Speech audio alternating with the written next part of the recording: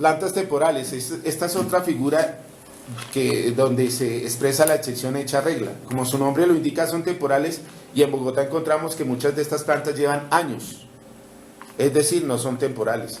¿Y cómo se vinculan? Pues hay estudios que dicen que las primeras plantas temporales no agotaron la lista de elegibles y fueron conformadas de una manera que no es clara, y suponemos pues que obedecen a los mismos intereses que las figuras anteriores. Otra forma de violar el derecho fundamental a la igualdad de oportunidades para acceder a un cargo público es con la figura de los funcionarios de libre nombramiento y remoción. Aunque existen notables excepciones, hay funcionarios de muy alta capacidad técnica, de una alta formación. La mayoría de estos empleados no tienen ningún control social ni político. Su vinculación es meritocrática y son una élite que obedece a compromisos políticos de gobernabilidad, clase social y o pertenencia a grupos excluyentes. En muchas ocasiones estos cargos son otorgados de acuerdo al aporte electoral a la campaña ganadora o por dinero aportado a esa campaña, o algunas veces por favores sexuales. En Bogotá recientemente estos cargos hicieron parte de una banda criminal que fueron minuciosamente postulados desde el Consejo de la Ciudad, y que de todos es conocido el famoso escándalo del carrusel de la contratación, donde se robaron miles de millones de pesos a través o por intermedio de funcionarios de libre nombramiento y remoción que eran bien nombrados estratégicamente para desarrollar actos criminales, que fue lo que se llamó el carrusel de la contratación. Y ahí tenemos ilustres, incluso juristas y economistas que fueron vinculados mediante la figura del libre nombramiento y remoción y causaron una gran pérdida por los dineros perdidos para la ciudad. Se habla desde hace mucho tiempo de corrupción en la designación de estos cargos de libre nombramiento y remoción en los organismos de control de la ciudad, y se escucha decir que estos altos funcionarios deben de entregar una tercera parte de su salario al postulante. Esto parece que es una práctica común, pero los organismos de control frente a este tema callan o omiten investigar. Entonces, esto es una fuente no solamente de violación a unos derechos fundamentales, sino además fuente de corrupción. Se ha llegado a tal extremo en el clientelismo de estas entidades que el funcionario de libre nombramiento y remoción, para el desarrollo de sus funciones, contrata personal por contrato de prestación de servicios, orden de prestación de servicios. Es decir, que el funcionario tiene unas obligaciones que cumplir, no las cumple a medias, y para dar paso a unas prácticas de cumplimiento de compromisos políticos o de clientelismo, vincula a contratistas para que desarrolle esas mismas funciones. De ahí que existe un gran riesgo para los funcionarios de carrera administrativa, y las organizaciones sindicales deben de ponerle mucho cuidado a eso, que las reestructuraciones administrativas están suprimiendo cargos de carrera administrativo para crear cargos de libre nombramiento y remoción que son de más fácil manejo clientelista, como ya lo anotamos. Otra categoría son los trabajadores oficiales. Esta es una figura en vías de extinción por la privatización de las empresas públicas. Sin embargo, en las existentes no hay convocatorias públicas para la vinculación de estos. Estos, por lo general, obedecen a arreglos políticos de gobernabilidad entre sus directivos y los políticos de turno a cambio de favores personales. No existen convocatorias públicas en estas empresas que vinculan trabajadores oficiales, como las empresas de servicios públicos, las licoreras, las loterías, los servicios de aguas, de acueducto, energía, etcétera. Y la Constitución establece el derecho fundamental a la igualdad de oportunidades para acceder a un cargo público. Pero en estas empresas, bajo esta figura de los trabajadores oficiales, hay una violación a ese derecho fundamental a la igualdad. Otra figura que he investigado y que he encontrado que es una violación también a este principio, y es una figura que pasa desapercibida y que es igualmente un mecanismo utilizado como de clientelismo, y que lo que es más grave, está privatizando la función pública. Son las ONGs, fundaciones y convenios interadministrativos. Son una forma de clientelismo sin ningún control y son particulares ejerciendo o cumpliendo funciones públicas. Esta figura se dio especialmente en Bogotá con las contrataciones en las alcaldías locales para hacer toda clase de actividades públicas con organizaciones privadas, que en su momento se llamaron cooperativas de trabajo asociado, o posteriormente fundaciones, ONGs o convenios interadministrativos, que a su vez subcontratan personal que es explotado laboralmente y que sí genera grandes ganancias para los propietarios de estas ONGs, cooperativas, etcétera, que a su vez tienen que rendir cuentas pues a quienes les facilitan la contratación con este tipo de organizaciones. Otra figura es los convenios de organismos internacionales, como por ejemplo con la ONU y la OEA. Son contratos o convenios que se celebran con las entidades públicas y estos organismos internacionales para cumplir misiones sin que haya ningún mecanismo meritocrático ni transparente en su vinculación. E igualmente no hay ningún control conocido frente a ese tipo de vinculaciones. El nepotismo, de todos es sabido que este es un país de delfines, de príncipes.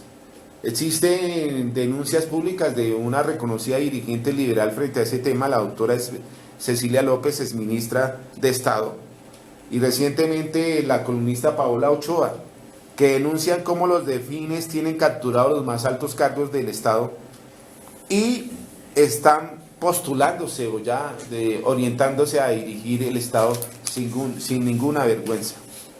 Otra figura son las triangulaciones. Este es una figura muy utilizada por los políticos y muy mimetizada. Es poco evidente. ¿Y en qué consiste? Es un mecanismo ingenioso, por no decir que tramposo, que busca eludir las inhabilidades de los miembros de las corporaciones públicas, Congreso, alcaldías, gobernaciones, incluso hasta magistrados, para nombrar a los miembros de su familia en las nóminas distinto a su jurisdicción que no generen inhabilidades. Yo las he denominado, aunque hay otros autores que ya han venido trabajando sobre el tema y se llaman triangulaciones. ¿Y qué no decir de la carrera judicial? Recientemente salió un informe en ámbito jurídico que desnuda estas realidades y vicios que son los mismos que se dan en las otras figuras de la carrera administrativa. Y una última figura es las famosas convocatorias públicas, que tienen un disfraz de meritocráticas y que son la más evidente forma de resistencia y burla de la clase política a la meritocracia. Un ejemplo de ello lo tuvimos recientemente con la convocatoria para la elección de fiscal general de la Nación. El señor presidente hace una convocatoria donde ya todo el mundo sabía cuáles iban a ser los escogidos, pero sin embargo se presentan 150 aspirantes y de antemano pues ya se sabía cómo iba a quedar conformada la terna. ¿Cuánto costó eso al Estado? Pues lo que se estaba buscando era mejorar la imagen del presidente y hacer que esta invitación a participar de todos, pues que cualquier ciudadano podía aspirar a ser fiscal general de la Nación, cuando en el fondo eso era una burla, ya se sabía cómo iba a quedar conformada la terna. Igualmente ocurre en Bogotá con la elección o la convocatoria meritocrática a Contralor y Personero Distrital, que casi que a regañadientes tuvieron que hacer esas convocatorias porque es una ley, pero son unos procesos semimeritocráticos, porque primero hay un proceso de examen de conocimientos por parte de la Universidad Nacional, pero después viene una segunda parte por parte de las corporaciones públicas, donde no va a primar la meritocracia, sino va a primar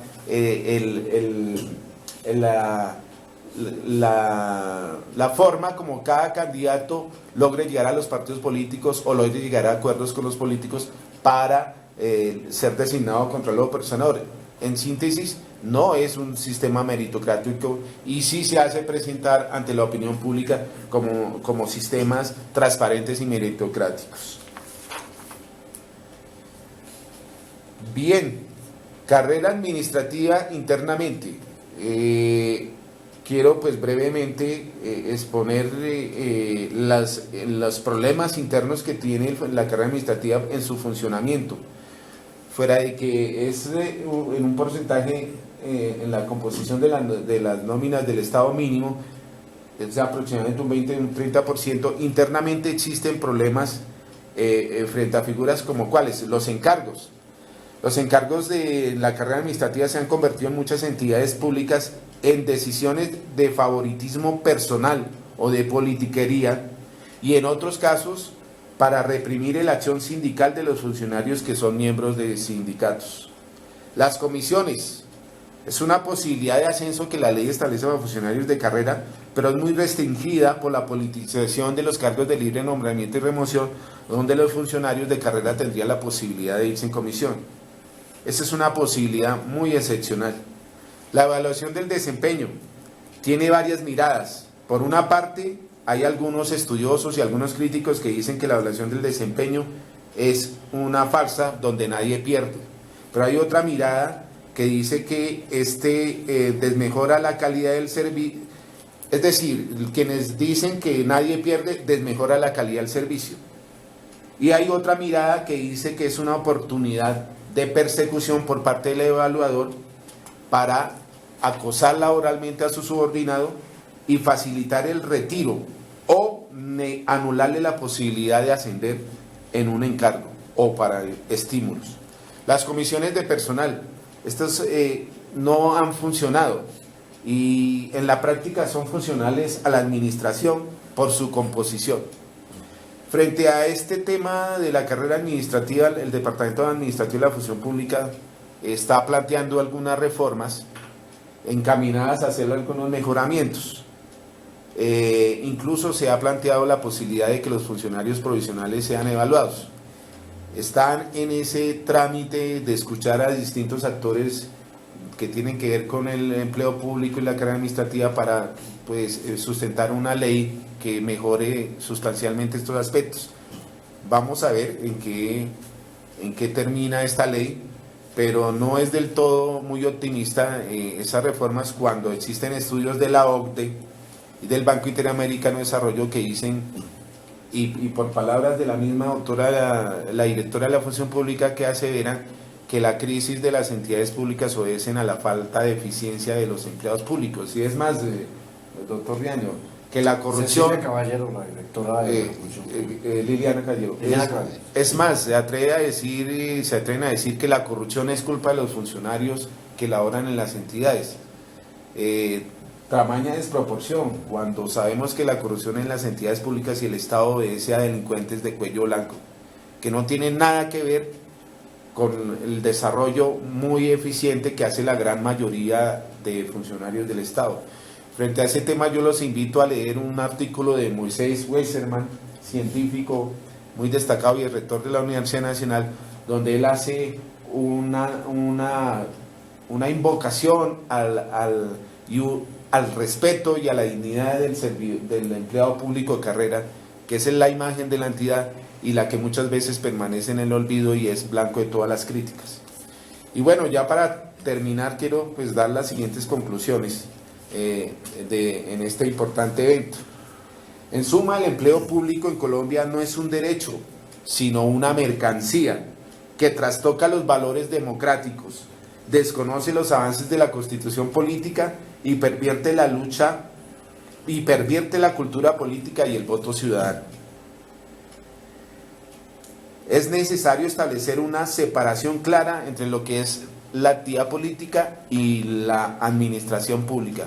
Mientras esa diferencia no se establezca y exista esa simbiosis, va a haber fuentes de corrupción, de clientelismo y obviamente, doctor Riaño y profesor Sandino y profesor Aleja, que es difícil construir la paz en un país sin que haya claridad en esos aspectos. Es sabido que por el clientelismo antes de la Constitución del 91, el Partido Liberal y el Partido Conservador, los seguidores de cada partido se peleaban y algunas veces se mataban por ocupar un cargo público. ¿Sí? Solamente el Frente Nacional trató de darle una pausa a esa causa, a esa violencia, y la Constitución del 91 pretendió erradicarla, pero no ha sido posible, y mientras no se le dé a esta fuente de corrupción e incluso de ascenso social, de rotación social, porque la carrera administrativa permite que sin distingo de clase social, de raza, de sexo, de origen político, participar y ser empleado del Estado. Eso genera una especie de igualdad frente a los aspirantes. Entonces, ese es un tema para desarrollar en el posconflicto.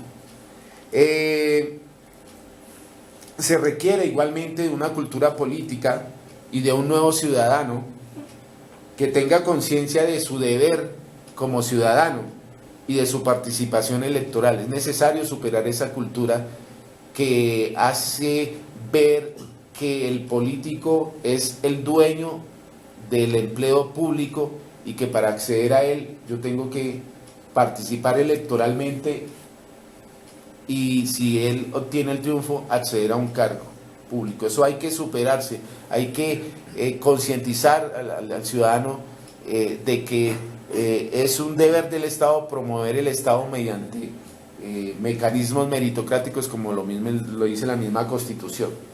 La implementación de verdaderos bancos elegibles, no solamente para los cargos de carrera, sino para los cargos de libre nombramiento y remoción y los contratos de prestación de servicios, previo al agotamiento de un concurso de méritos. Estos elementos de estas conclusiones deben ser concertados con los distintos actores del Estado que busquen el interés general, la vigencia de la Constitución y no la imposición de actores o partidos políticos y menos de organismos internacionales como hoy lo pretenden la OCDE y el BID, que nos vienen a imponer mecanismos de administración pública sin tener en cuenta las condiciones del país y sin tener en cuenta las condiciones de los otros actores políticos o sociales que deben de hacer parte de esta discusión. Muchas gracias, señores asistentes. Esta es una breve exposición que obedece a una reflexión que he venido haciendo desde hace ya algunos años y producto de mi primer libro, Empleo Público, Carrera Administrativa, sus amenazas y oportunidades, y en esta segunda oportunidad una síntesis mucho más resumida en una forma pedagógica de preguntas y respuestas sobre estos temas. Muchas gracias.